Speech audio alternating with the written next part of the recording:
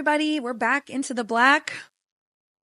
This is going to be an interesting Look, you're not seeing double. We're into the black. My guest today, someone I've literally known my entire life. Literally. My sister, Melissa Cox, is an award-winning singer-songwriter known for her unique blend of Celtic, folk, rock, and electronic music.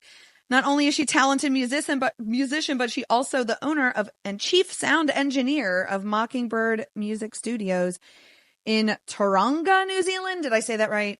Close enough. Okay. All right. Melissa has released numerous albums and EPs, most recently Matriotism, both as a solo artist and her former band Mythica. Her innovation using looping technology, which is super cool, and diverse instrumentation has earned her critical acclaim and a dedicated fan base. Let's get into her journey, both in music and as a part of our family. Melissa Cox. Hi. Hi. Thanks for that warm introduction. This is going to be hilarious. I feel like I'm in a family therapy session already. We would probably need 5 or 7 more chairs if that was the case. We have lots of. I have the feeling pillow. It's my turn to talk. Dude, I have a feeling pillow. I know. I love your pillow. I love your pillow. Dude, the feelings. I printed that out and put that on my fridge. Did you? Dude, get a pillow. I should get a pillow. And then we throw it at people just use the feelings pillow. Okay. So welcome back to the United States. Thank you. Yay. When was the last time you were here? August 2022, after the borders of New Zealand reopened after the pandemic to let everyone out. Yay! And then it was once they opened the borders, it was everybody got freaking sick of shit, right? Didn't that happen? No. They shut the border down, and we had very few cases of Delta. We had very few cases of the original COVID. And then once they got up to 70 or more % vaccination rate in the country. They were like, we have to let this go because what are we going to do? Right. Keep everything closed forever. So then they kind of let Omicron happen, but there was one bad part of it, which was when this is kind of crap. When they found Omicron in Auckland, they just shut down the city limits of Auckland, which has over 1 million people in it. And it's the most populated city. So while the rest of the country was going to the beach and going to festivals and going to farmers markets and going to movies, poor Auckland was in stage 4 lockdown. And nobody could do anything. And it was really hard for Auckland. So once they finally reopened the borders, in June and July of 2022, I saw that as an opportunity to come back here for a month for August 2022. And I got to see my little nephew. That's he's so cute. He's 5 and a half. 5 and a half. Time flies. Going literally. On 13. So what are some of the first stops that you're headed to on your U.S. tour? What are you doing?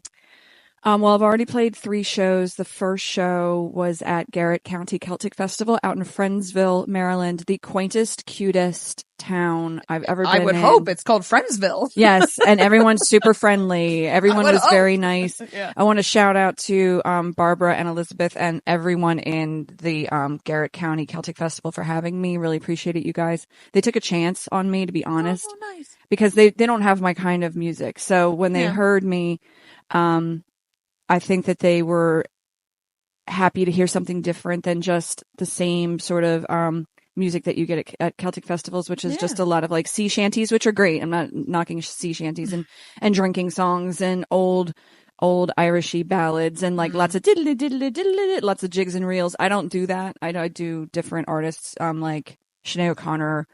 I haven't put Enya in there yet, but I want to try. Because she's kind of electronic herself. She takes her voice and manipulates it into different sounds. So she's kind of at the forefront of Celtic electronic. She was just not as as I am. Wow. So thank you, Garrett. And then after that, I played 2 shows at a private backyard mini festival. Oh, cool. Called The Gathering. Oh. The Gathering. It's really cool. And that's run by my longtime fan and friend and now booking rep, Peter. And his wonderful wife, Willow. They had me at their house. And it was a lovely time. It was small, but I really like the small stuff because you can appreciate it. Yeah. And you're all collectively in one it's zone. more intimate. You get to like talk with people. It's not so like, ugh, like so many people just trying to like mow you over.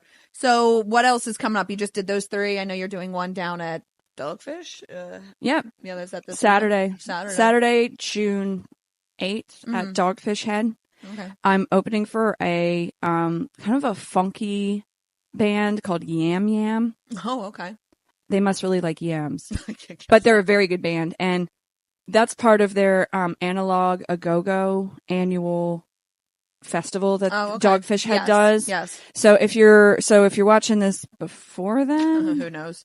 Okay. Well, look, if you missed it after this, does this already happen next year?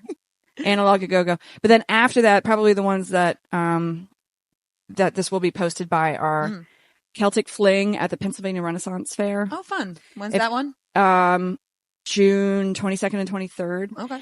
And that's in Mannheim, Pennsylvania. And if you've ever been to that Renaissance Fair, it's humongous. That one's so much fun. Yes. There's like 20 places to eat and 20 places to drink, and there's like 150 vendors or something, and you could throw like glass bottles at a wall. That's fun too. Yeah, break room. It's insane, and like everyone's dressed to the 19. Yes.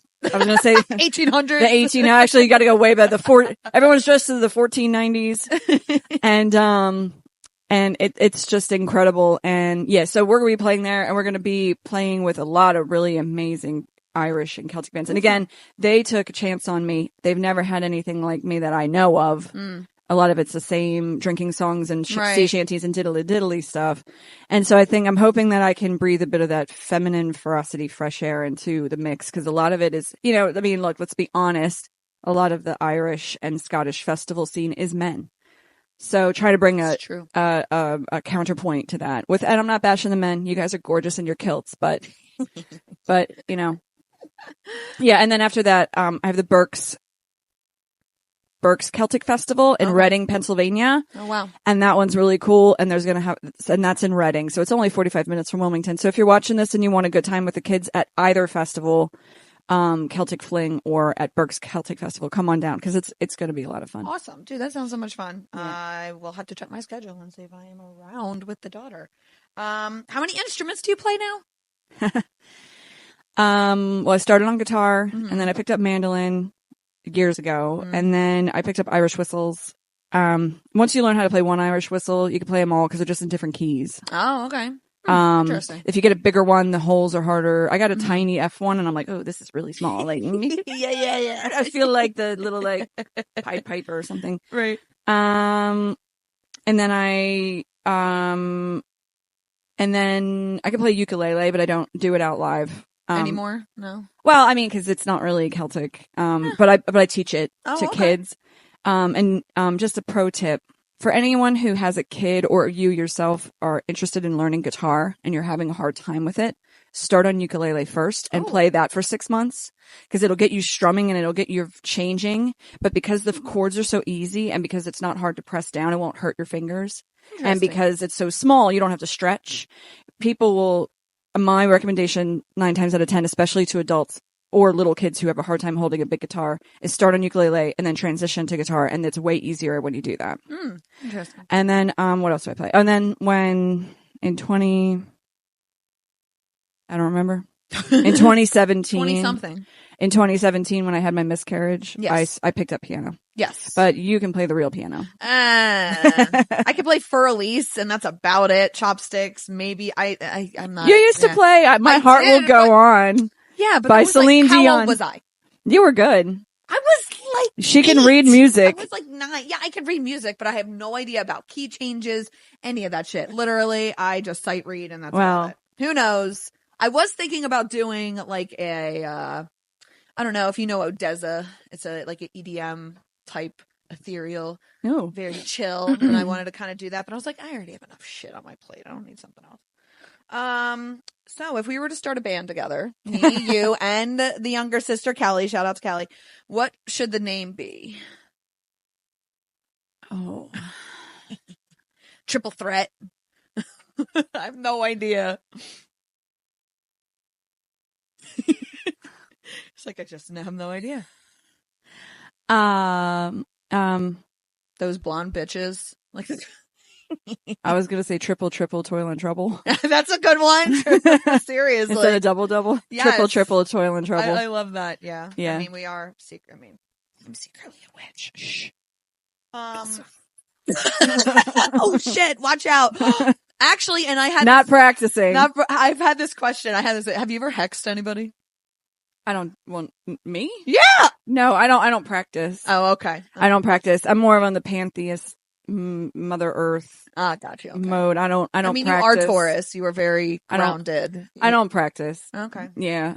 I tried years ago and I just decided that I could manifest things in my life in a different way without having to sit and do the spell. And I also know the power of those things, so I didn't want to mess around. Well, I think you are, though, practicing, because you in your life, you were just manifesting things. So you may be, I don't know if you know what human design is either. It's like there's like manifest generators and such. So like I'm all into the crazy thinky shit. Obviously, look at me, I'm all decked out. So okay, I don't know what the band name was, and I may have messed it up. You opened for a band at Kahunaville. Was it Sugar Ray?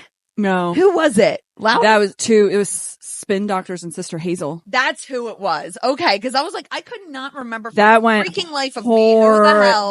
Were you there? Well, I believe I was. Do you remember what happened? I don't remember what the hell happened. Do you? Oh my God. So that's why I was like, first off, how did you get that gig? Oh. And then, because I remember you winning some like WSTW. Shout out to Mark Rogers. So back when, for everyone who knows, in Delaware, and you should support this guy. His name is Mark Rogers, and he runs this this radio show called Hometown Heroes, and they feature music from the Delmarva region.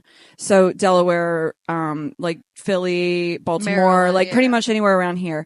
And they don't play me anymore, but to be fair, I don't live here anymore. So, right. so Mark is not spinning my stuff, but occasionally he will. Like he did a throwback Thursday or a no, it's not on Thursdays. I think it's on Sunday nights, but throwback show. And I think he played Mythica, and then but anyway, so, he went back in the day. Hometown Heroes used to be on WSTW. It's not anymore. I can't remember what it's on. Sorry, but just Google Hometown Heroes Delaware radio and you'll find it. And you can stream it. You can listen to it. It's a great show. And we won that. Mythica had only been in existence for a year, and we had only come out with our first CD that like a couple weeks prior, and we won by vote. Wow. And we were, and it wasn't like a judge thing. It was like people voted for us, and we didn't really. Choice, But not only that, we didn't really stuff the ballot box. Like they were playing like our song, and people just it resonated with people. So we won that. But the show was a disaster, and because I was young. How old were you? You're like 18. I was out of college. Oh, I was probably 22. Oh, okay. 23. Yeah. 23.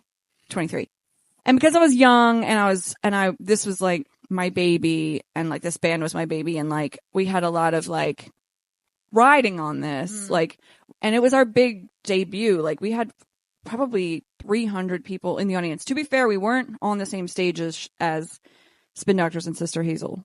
We were on a side stage, but still, we had hundreds of people watching us. And it was a big deal because we were the winners. And the sound guy completely effed up the sound. Fucked up. You can say fucked up on this podcast. Fucked up. the sound. And our 45-minute set got cut halfway through. And so what we did was, I'm not going to just stand here looking like an idiot. So me and Nicole Gallagher, who used to sing backup vocals in the band and play flute as well, we went out into the middle of the audience, and we were surrounded by about 200 people because some people left. We're like, we got to hold these people here. So we had the remainder of the audience, and then we walked out in the middle, and Kurt Gibson, hi Kurt, who was on the drums, at the time, he was the only one who could really get picked up because violin couldn't work because there was no amplification. It was too quiet. And bass couldn't work because, again, you can't hear a bass unless it's amplified, but you can hear drum kit. So they did sort of play, and me and Nicole stood out in the middle, and I played my guitar as hard as I could, and we sang as loud as we could with some drums in the background and maybe a little fiddle. We tried to sing something acoustic, and people were so nice, like clapping along with us. Clapping along with us, and it was so cool. So then what happened was, this was the worst part of it. The sound guy, I think they blew a breaker. Oh. So that's what happened. Like, they didn't have any actual power. Right. And they checked the connection. They got it working, ready? And then they're like, okay, guys, all right, we got it fixed. And everyone's like, yeah, okay. We go back to the stage, and then right as, like, we start our last song, which is Superman. It was our finale song. Yeah. And halfway through that song, they cut us off. Ooh. And they go, and I go, what the hell? And the sound guy goes, sorry, guys. Sister Hazel's starting, and they told me to shut it off the minute that they went on. They're on right now. You guys can't keep playing. And all the audience is like, boo. Yeah, what the hell? And I just went to, I went to my car with the band. I just put my guitar in my car, and I just cried. But that was... And I'm just like, this is like so uncool. So what does that teach you? I mean, as a musician, as a young musician, I thought my career was over. Like, but I think in, like, when you're in that moment, like, you just have to remember, like, it's not the Grammys. You're right. Like, yeah. Like, and who was on our side? The audience. Right. It wasn't That's like we did anything bad. Mm-hmm. The audience was with us and understood it wasn't our fault. So when you have the audience on your side, it doesn't actually matter what happens. Right. If I had started cursing out the sound guy and looking like trash, right, and throwing a little hissy fit myself, I would have lost. I probably did a little bit, but we tried to keep our cool. We tried to play in spite of it all acoustically. So that's where you win over the audience every time, and they're with you. Right. That's crazy. Do you ever think back and you're just like how far you've come then to like then now? I have a hard time thinking about how far I've come sometimes. So it's like, do you look back and you're like, holy shit? Like, it's but also, do you also experience that a lot still too? Sound guys fucking shit up. And like people not doing what they're supposed to, and they're just like, what the hell? Like, well, yes. Yes. I think it has nothing. I think this is something that took me a long time to understand. And for any aspiring musicians out there, there's something that you need to understand, and artists and anyone. And that is, when you're in the business where your bottom line depends on lots of people liking you, that's a trap. Yeah. And because I have issues with self-worth, because I was teased so much and bullied so much as a child, that any kind of approval is like a dopamine hit to me. Yeah. So when I get approval, or I make a friend, or someone says they like me, it's an immediate dopamine hit. And it's like, oh, that's what didn't have as a kid. Right. So when I got into music, all of a sudden you have people saying, I love your music. Oh my God. That's too much like ego boosting. And also when you fail, like in that case that show didn't go well, or you bust your butt to get tons of people to a show, and you work really hard and you put like marketing dollars behind it, and then only 3 people come. I've had 0 people in audiences before. 0.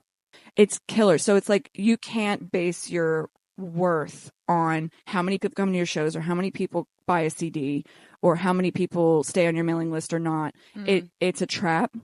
And because then you just quit, because you will fail. Yeah.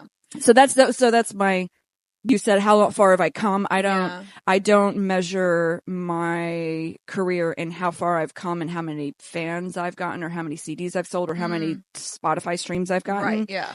I measure my success in how much more zen and grounded I've gotten in my self-worth as a musician. And once you find your self-worth as a musician, and you don't care about what other people think, because look, I'm not a Swiftie, but what Taylor Swift said in an interview that I watched, I have a lot of respect for her.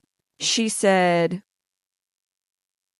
things started changing for me when I just stopped caring about what other people thought. Right. And so this is my music right now, where I dress up like an elvish EDM girl with like a mask and like full length gown, and like, like elf ears and like a crown, reindeer horns sometimes. Well, they fall off. Cute. Yeah, but like a tiara, like elvish crown, and I look like a dark Galadriel, like from Lord of the Rings. Like, And then I just start doing these EDM beats. Like, that is a manifestation of me not actually wanting to be put in anyone's box and pigeonholed. And I'm just like, I'm just going to do what makes me feel happy.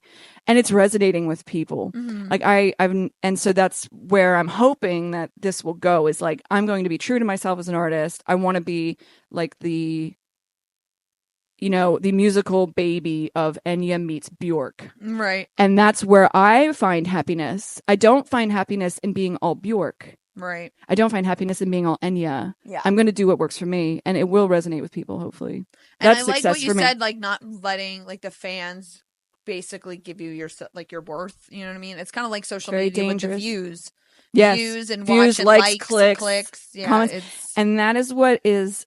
And this is what is actually, science and research has proven this. It has a direct emotional impact on young kids, but especially young girls. I didn't get as many likes as she did. Right. Someone left a bad comment. Right. This video got a shit ton of views and mine didn't. Yeah. It is poison. It is. And so anybody watching out there, especially parents of young kids, don't let them on social media, because it will mess with their ability for understanding their own self-worth. That's a whole other podcast episode that I'm actually going to be having, because I literally am writing that book, and it's like, good. Thank God, almost done. Congratulations. Thank you. So, speaking of business, we come from a family of business owners, obviously, yes, and entrepreneurs. Even our cousins are business owners, right? Something there. Where do you think it comes from? I mean, like, I literally, Nicole, Kristen, you, Kelly, me, my mom, our mom, even dad, some uncles, yeah. Like, where do you think it comes from, man? I want to, like, look back at our family tree to see, like, who was the earliest business owner in the family tree. I don't know where it comes from. Well, it comes on the mother's side of the family tree. Okay. So go there first. Yeah. I think I have to personally point to Papa. Oh, okay. So our grandfather, who's no longer with us, Frank Rummel. Because I remember being maybe a preteen, maybe 12 or something, and he had picked me up from school because I was sick. Right. And then mom and dad were working. Mm-hmm. And I don't remember exactly how we got on the topic, but inside his car as he was driving, he told me, Melissa, always remember, do what you love. He told me that, and I just was like, and what fascinated me from that perspective was he was a like a career company man. Yes. Mm-hmm. And maybe he did love what he did. I don't know. But did he just do it for his family so that we could have the choice? Mm-hmm. I don't know. But I just remember that. And other than that, I just think we're all too damn stubborn to be told told what to do. I will say that, I've worked many jobs. I have not always been self-employed, because, when the chips fall, you sometimes have to go get a job to pay your bills. And that happened to us when we were living here, me and my husband. And so if you just got to go get a job, you just got to go get a job. I've always just been one of those people, though. My bosses, ever since I got out of college, you would not see me before 10 a.m. in the office. Yeah. And they were like, Melissa, you need to come in. Yeah, but why do you care what time I come in? Right. As long as I'm here for any 8 a.m. meetings that you pre-schedule, why do you care what time I am here? Because I will stay until 7 or 8 o'clock at night doing that graphic design or doing that website or doing that annual report copywriting, because this is pre-AI. I had to come out with it with my own brain. I didn't have just click open AI and like give me 3 paragraphs for the annual report. Like, so getting a lot of dives. And they were like, well, we really need you here. And I'm like, that I do my best work when no one's here. Right. Like, I need 3 hours of silence so that no one's just coming in and be like, Mom, Melissa, I need this. Melissa, can you get me that photo? Mom, like, everybody leave. I'm writing copy. Right. And so all of my bosses, all of my jobs, they would really get annoyed when I showed up at 9:30 or 10 in the afternoon. But I'm like, yeah, but I stay till later than you all. Right. Yeah. I mean, I've always pointed to, like, corporate America and 9-to-5s really aren't flexible in that regard and never have been. And that's why it's like everybody's like, oh, well, they don't want to work anymore. No, they do. It's just that they want not to that, boxed in, like, especially if you have kids. Like, thank God that I was able to work from home and have my daughter because, like, dude, I would never been able to afford childcare and all that shit. So this goes right back to New Zealand. So everybody watching, like, America's great, but there are some serious problems with the American work system. For instance, every single person in New Zealand, regardless, unless you're a contractor, but then you can actually just do whatever you want. That's why I could take 8 weeks off from my job because I'm a contractor. Right. But let's say mostly everybody working over, I think, 20 hours a week. And 30 hours is considered full-time in New Zealand. Oh, wow. So any from 20 and up, you basically have the same rights as everyone else, which is 4 weeks guaranteed paid leave, vacation time, and 11 paid holidays. So that's 6 weeks.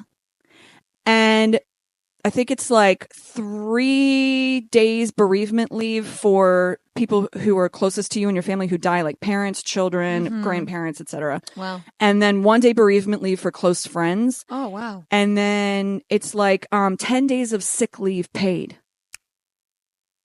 So America, listen to me. America, listen. It's the reason why you are all stressed. You are angry. You drive 100 miles an hour down the street because you're drinking, you're doing all this stuff. Like, it's the reason why, and I'm not saying we don't have those problems in New Zealand, but the reason why you cling to your 2 weeks of vacation and why you're always angry at your bosses for making you come in at 8 a.m. is because you're overworked. Yes. And you don't get the same benefits, and it's not fair. It's not. And so if you feel like you are in the right to ask for that extra day off to take care of your sick kid, or to demand that you earned an extra week of paid holiday leave, paid vacation leave, you fight for that, because collectively as a country, if we all demand this of our employers, they will have to change, because they need us more than we need them. They like to pretend that it's the other way around. And they can't make their profits for their shareholders without you. Pretty soon they will be able to with AI. But I just want to say, for now, fight for your rights. And if we all fight for our rights in that regard, we are one big collective union. You don't need to be part of a union. It just needs to be a cultural shift that I think was wonderful. Wonderful silver lining about the pandemic. I agree with that for sure. And actually the whole collective, organization, as you see, is America. That's why I love TikTok. TikTok loves to just organize. They love to do, like, they had like a whole Kellogg's, boycott. And that's why, like, Kellogg's cereal was like $2 at the Walmart at some point. It's like, well, this is Reddit, but like GameStop. Yes, it's like, it's like there. Maybe there's a. Do you own GameStop?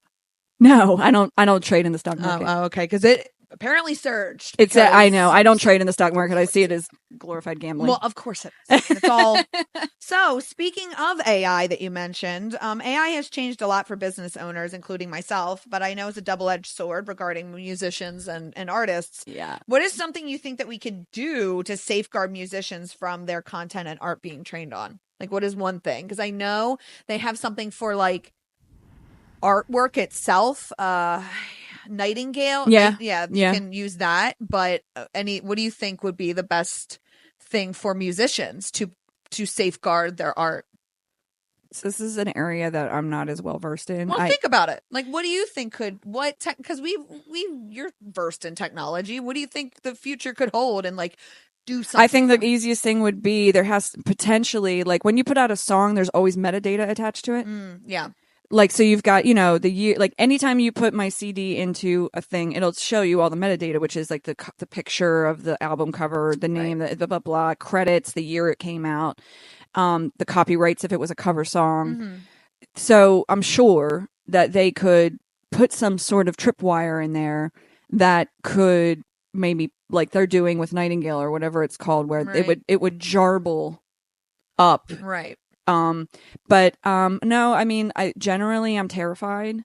I'm also very worried for, so I'm very worried for, I'm not worried so much for the musicians, like I am, but we're a resilient crew. Like, we kind of know how to pivot. Yeah. It's the listeners that are going to suffer the most, because you guys are just going to be fed algorithmic garbage of stuff that you like, and you're never going to be pushed to actually experience another artist outside of your comfort zone. And this is already happening. I see it on a weekly basis when I teach my music students.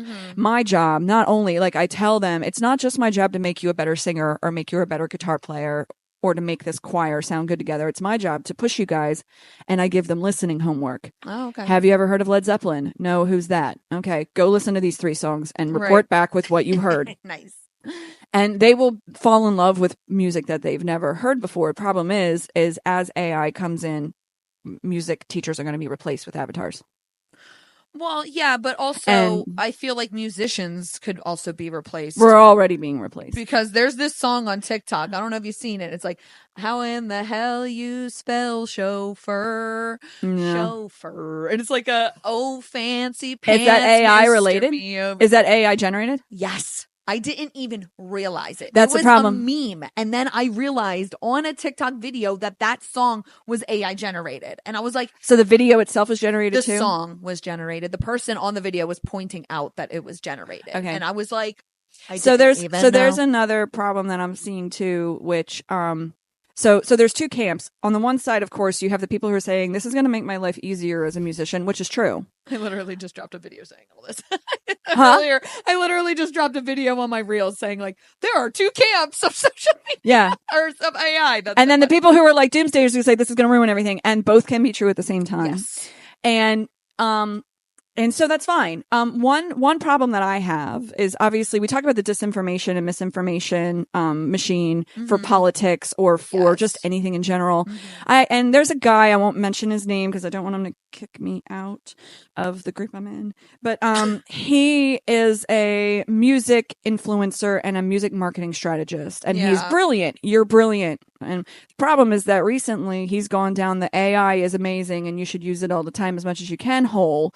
And he came out with a video recently that was a generated version of him talking into a screen. And on a big screen, you could tell it was AI generated, but on a small phone, you can't tell. Right. And I showed it to my mother-in-law because I was just like, hey, like, what do you think about this video? And she's like, it's a guy talking. Who is he? And I was like, anything odd?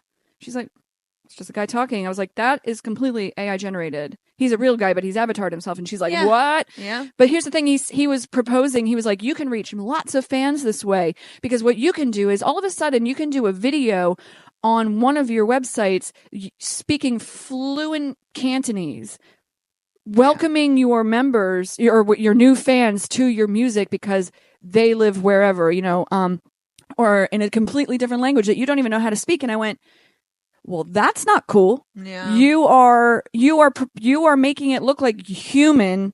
I'll call him Jed. Human Jed can speak Cantonese to fans. How misleading is that? Now you've misrepresented yourself. And that's the thing. Fandom starts with trust. How can you build the trust based on the fact that you're faking speaking Cantonese? Right. And so I backed way off of that. I'm like, and this is why also I'm coming back to touring. Oh yeah, because it's that human element that everybody is craving at this point. Yeah. And it's like, I mean, pandemic had to abate a bit so I could do it safely, but it's like, until they have holographic generation like Star Wars, you can't fake me being on a stage. They did it with Michael Jackson. Yeah, but I don't have $1 zillion. I'm just saying, like, rich people can do it. That's right.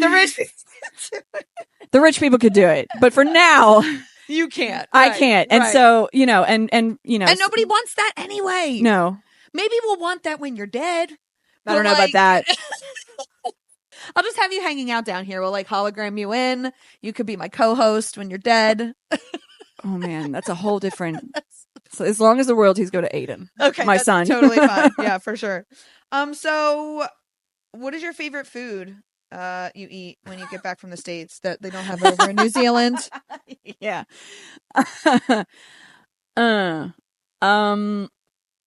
Everything.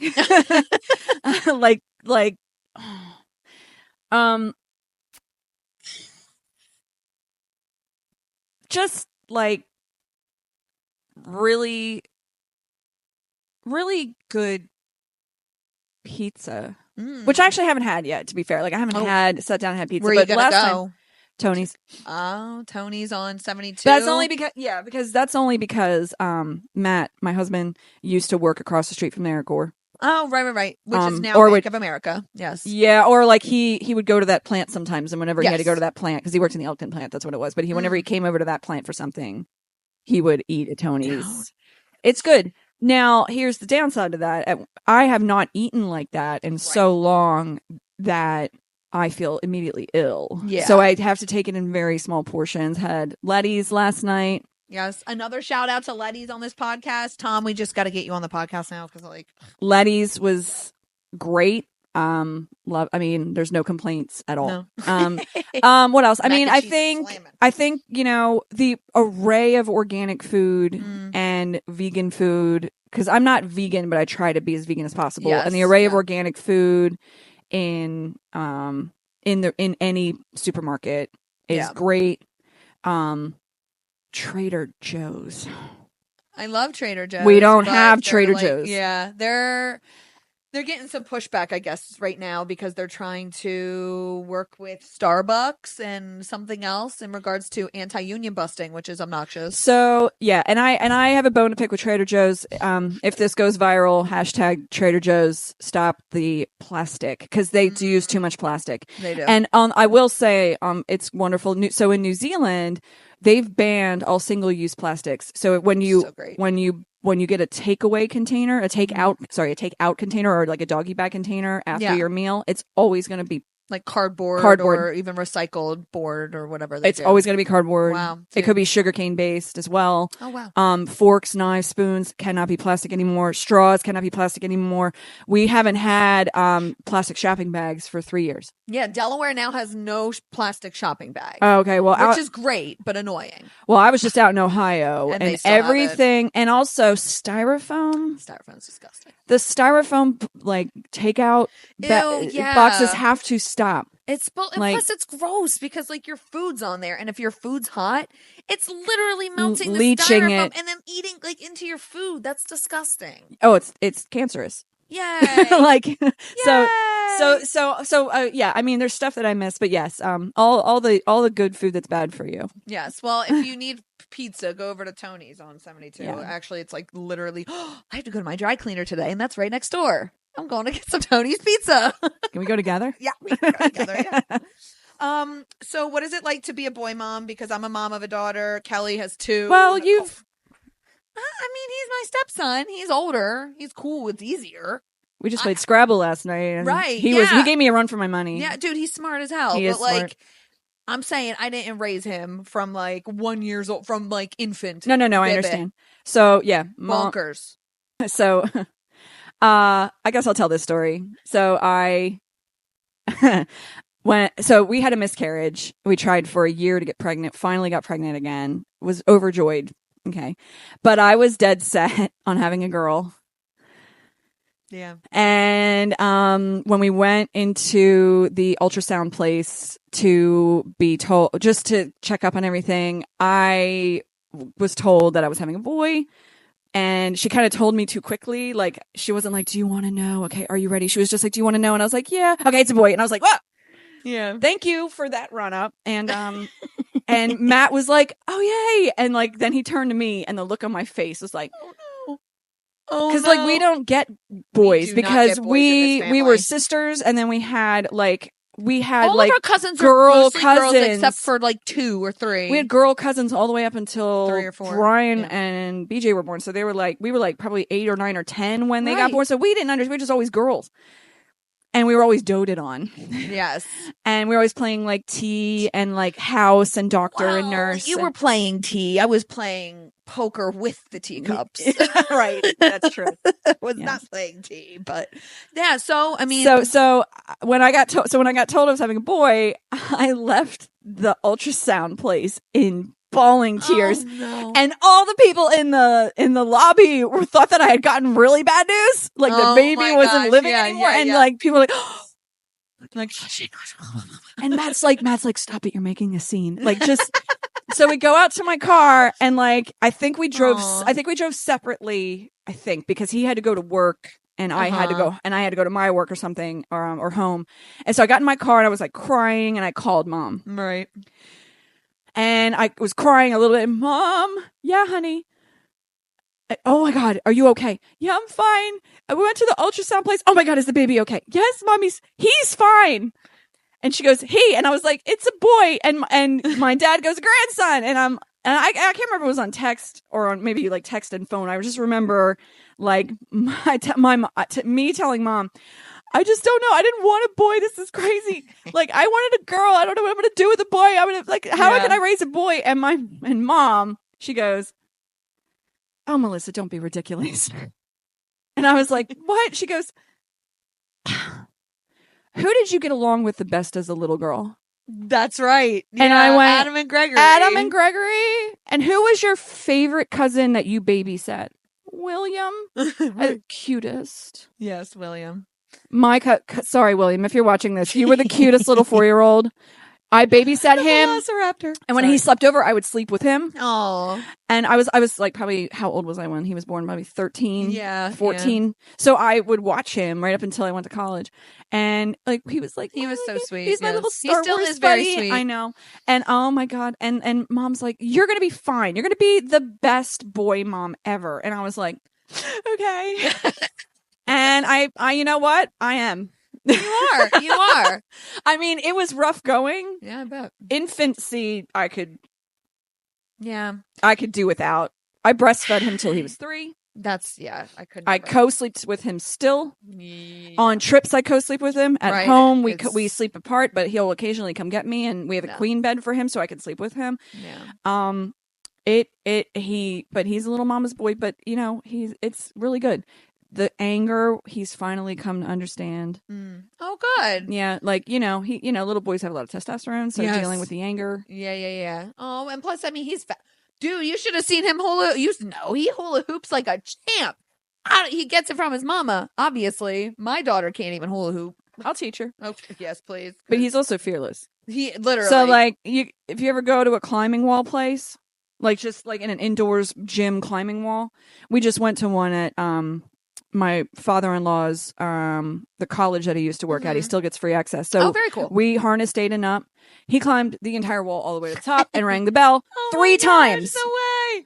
And Matt, meanwhile, and I can't make it halfway up the wall because we're terrified, even though we're harnessed in and roped in and everything. And we had a belay person. It's just like, Aiden's like, no, I'm just going to go to the top. Dude, that's amazing. Come down, do it again. And I'm just like, he has zero fear of anything. That's that Gen A honey badger. There's just like, I will murk you, don't touch me, I love you guys, I am amazing, and just fearless and brave. And like, I see it in Harlow too, and I'm like, where did this It's going to serve them well. Yes, they will save the I world. see some of Aiden's little friends who are wonderful, but some of the girls are scared to death. But I'm really proud of him because if he befriends those girls, he shows them how to do it. Oh, cool. And they get braver. And he's like, it's okay. You can do it. Just try it. It's okay. Oh, he is so sweet. He sounds like Bluey, which is hilarious. We watch cute. Bluey a lot. I know, but like he was like talking about something in the yard, and he sounded exactly like Bluey. And Harlow, my daughter, was like she just was like, when I was like, and then like in the car home, she was like, I loved playing with Aiden. It was so much fun. And I'm like running around, and I was like, dude, of course. I was like, that sounds great. He's really outgoing. Yeah. So what's next for your music? I know you just entered into how long have you been doing looping now? Oh, probably 15 years, but only like this in the last year. Right. So this is just a question for myself because like I'm a big EDM club head. Like I love RIP Moonrise Festival in Baltimore. Screw you, Insomniac Events, for nixing it. I'm pissed. What happened? They just shut it down. It was at Preakness in Maryland for like years. And so like Ben and my husband, went to like the festival in Baltimore before COVID, then COVID happened, and then like 2 other years after COVID. And it was like it's the closest EDM festival I could get to. DC, the one's done. There's one in the Poconos. There's ones, whatever. I'm pissed. They're gone. But I'm a huge EDM club person. When are you gonna make me an EDM bop of remixes of all your songs? It has already been done once. Okay. There's a song on that's in the top 5 on my Spotify, and it's called Accidental Angel Teak, T-I-K remix. Yeah. And a fan of mine, very nice guy, he goes by the producer named Teak, and he remixed it. It was very cool. Yeah. Like you and your looping and like doing all the cool shit and like making a dance bop. Make me a bop, bro. Okay, whatever you want. I'll do it. Like Woodstock EDM bop. Whoa, a remix of my old song? Yes! From when I was remixing, 8, like 16. grab like the top like songs of each album you've done. Because how many albums have you done? With Mythica? Yeah, I sure. think I'm up to 12 or 13. Literally your some of those are live. Top songs from each one. That could be a whole new album and remix them all. To be fair, so I have redone some of my songs for this tour. So for instance, Peter, my fan friend and booking rep, he wanted me to do this song Ireland, which was a co-authored song that he asked me to do looped. But it started as a sort of like bluegrassy Americana song. Yeah. And so I had to remake it. I made it more Enya than right. But yeah. I'm doing that all the time. I did just do a dance EDM style remix of For Patrick, which was a pretty much straight Celtic rock yeah. song that Mythica used to do. And actually I got the whole thing on video. I was going to release some of those songs on Facebook soon. I just released my cover of Massive Attack's Teardrop. And that's a bit dancier than the original. Because I'm gonna like speed it up. I don't know if you know this trend. So people release songs and then fans or whomever producers they call it sped up. It's sped up. So like you speed up, just make it faster. You make it faster and put a little beat behind it. Just look up sped up songs and then slowed down songs. So like there's a whole vibe where it's like you create this EDM, like the big blonde bleach butch body. Remember when MTG she got called those names anyway they turned it into an EDM bop. So like I'm saying like you could totally so what is it kind of like Double Rainbow where like the guy went out and he's like it's a double rainbow and he's really high and then some like college kids for one of their like college classes for music turned out like it's like it's a double rainbow, oh my god, what does it mean? Yeah like but that double kind of rainbow stuff. Across the sky, whoa, so intense, right? Like, they did all that. So I'm just saying, you need to go through your whole entire album. Okay, well, when I and now make that I have EDM some more bop, time, bro. Okay, I will make an EDM album just for you. Look, I'm just putting out there. If you want to hashtag, if you want to hashtag get Melissa into EDMplaces.com, just whatever. Or tag any, clubs that might want me. Cause like, I do like, and I do love the Celtic places, but like one of my favorite new bands who one of my friends turned me on to, you got to look at Bob Moses. They're my jam. Cause they're not just like, it's not just all dancing. It's more cerebral, ethereal, and grounded in singer-songwriter, electronic with a bit of dance. And they're musical geniuses, in my opinion. And their lyrics are great. And they started in clubs. Yes. I just don't really like the club scene. So like, and this is where I found I like EDM festivals, right? Though. So like, Electric Forest, hire me. I want to go there so bad. Like that's how I found out about Billie Eilish, because Billie Eilish, Ocean Eyes, was turned into an EDM bop first that I heard on BPM radio on Sirius. Yeah. And then I was like, dude, this song is amazing. And then I like started to listen to Billie Eilish religiously. And now that's Harlem. To be fair, a lot of musicians have been doing this for a long time. So for example, Lorena McKennitt. She's this Celtic singer from Canada, but she only got on everybody's radar when they took her Mummers Dance song, which is a really slow but pretty song, and they sped it up a slight amount, and then they just put some 90s electronic beat in the back, and they added some really cool vocal delay effects and stuff like that, and some reverse cymbals, and just made it sound a little bit dancier, and it hit the charts. Same thing with Tori Amos. When she came out with her Boys for Pele album, you know, she had a very strong fan base, but she broke out into more mainstream when they took her song Professional Widow, which is a very avant-garde, weird song on harpsichord with like no anything, and they turned it into a straight up rave song. Dude, that's amazing. I love that. Like it with lots of extra instrumentation that wasn't there in previous, and it got her on these charts. She charted in dance or something, and she's like, oh well, okay, whatever.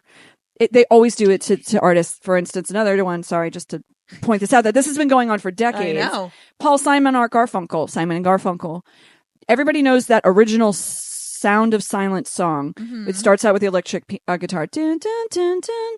Hello, darkness, my old friend. And then it goes into the drums and the bass and the electric guitar. That wasn't originally done. Paul Simon and Art Garfunkel, they were Simon and Garfunkel, and they came out with their first album called Wednesday Morning 3 a.m. And it was kind of a dud. It didn't go anywhere. It was a straight folk guitar and pretty much just guitar and their two voices and maybe occasionally a little bell or a little like, you know, harp, you know, like a lap dulcimer or something. Like very, very, very, very pure folk. Didn't go anywhere. Paul Simon went, okay, that was fun. I'm not going to do that anymore. Went back to England where he had been touring a lot as like a singer-songwriter. Yeah.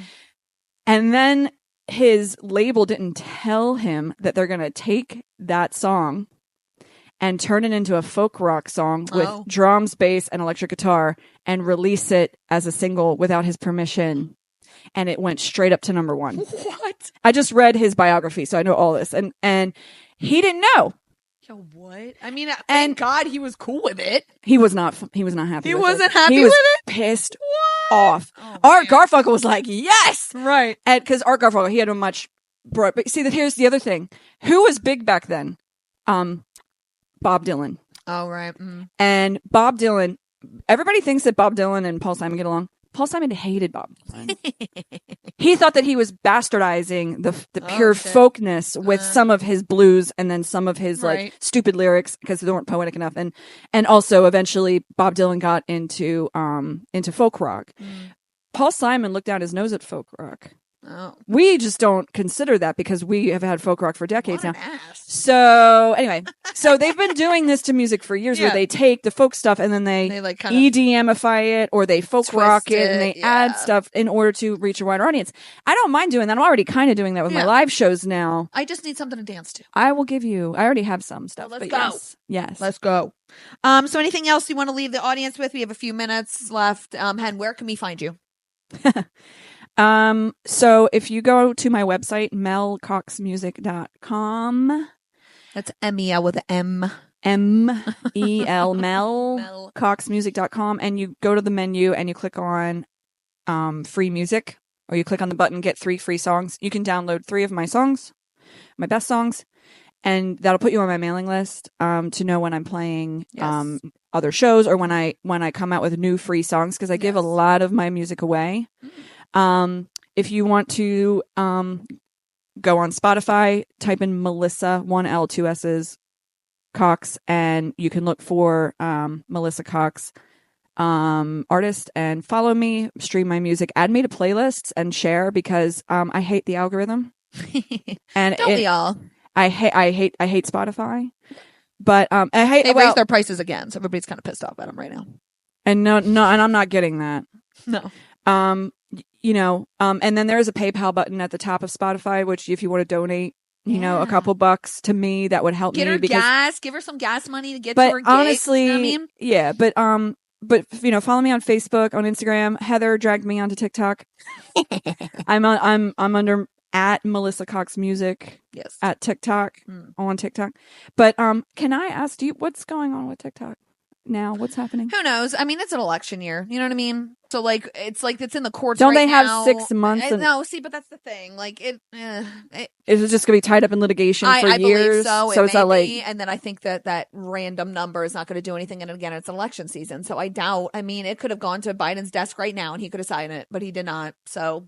He didn't? No, I don't think he did. No. Like he vetoed it, you mean? I don't think he vetoed it. It's just haven't gone to his desk yet to get signed. So it's like in limbo. But again, you know, TikTok has rolled back a few things. TikTok has laid off a shit ton of people.